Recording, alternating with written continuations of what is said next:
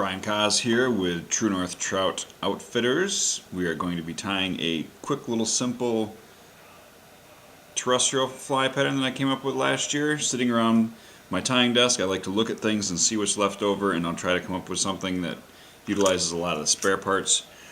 To start off, we're going to be using a TMC 2487 barbless, size 10, so you guys can see it a little bit better.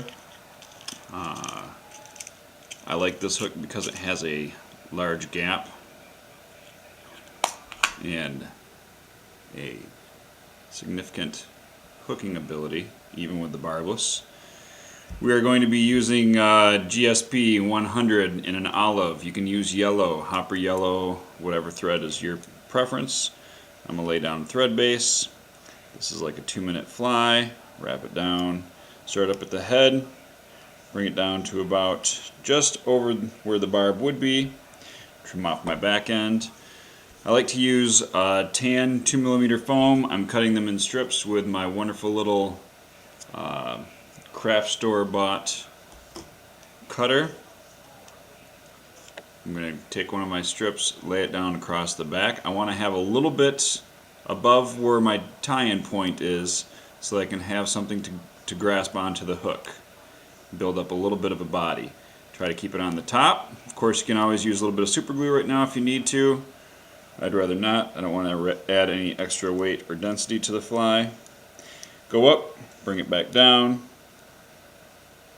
Make sure you have it nice and flat. A little bit of dubbing.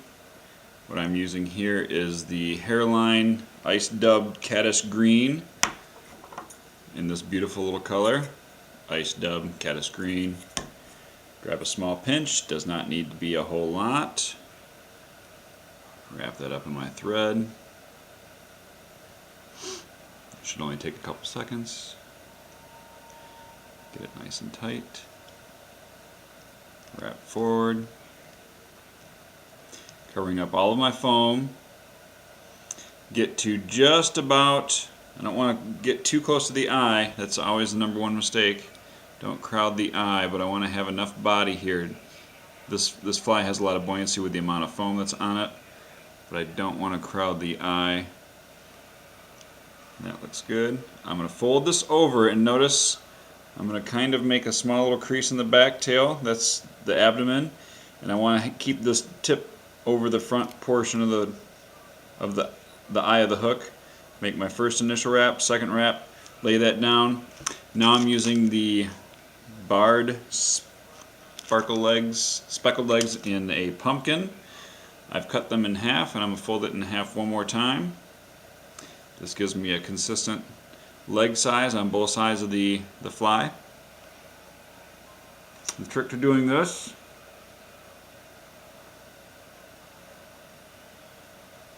is to pull it all the way over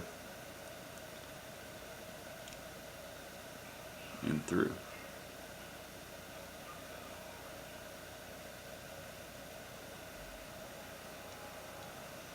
Grab them together. I want them flared out the side. Put one more wrap down. Now I'm going to make my overwing. You can choose obviously white deer belly, olive, or yellow, whatever color is your favorite. We're going to do it in white real quick here so you can get a good visible fly from a long distance away. Cut off a small bunch. You don't need to have a whole lot. Do your quick little clean out the underfur, grab your little mustache comb or deer hair comb, whatever you have. Stack it up. If you have all these pieces laid out for you in advance, you can knock this fly out in 2 minutes. Make sure they're all lined up nicely. Clean out any extra fuzz and fur. I'll lay that across the top, and I don't want it to extend past my abdomen, so that's my tie-in point. I'm going to cut it off right there. Lay this on top.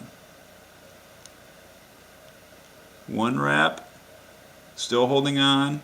Second wrap, a little bit more snug. Pull down. Then take my thread and lift everything up and go up towards the eye, build a small head.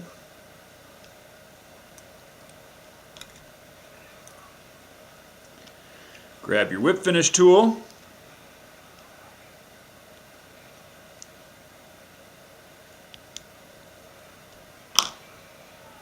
Three wraps. Boom. And I want to cut the foam just ahead of that eye. And there's your fly. Looks a little bit like a caddis fly, looks a little bit like an emerging mayfly, looks a little bit like anything. You can also take these two front legs if you want to even them up. Do that. And there we go. Tight lines. Get out, get wet. www.truenorthtrout.net and .com. Hope to see you there. Thank you very much. Have a good day.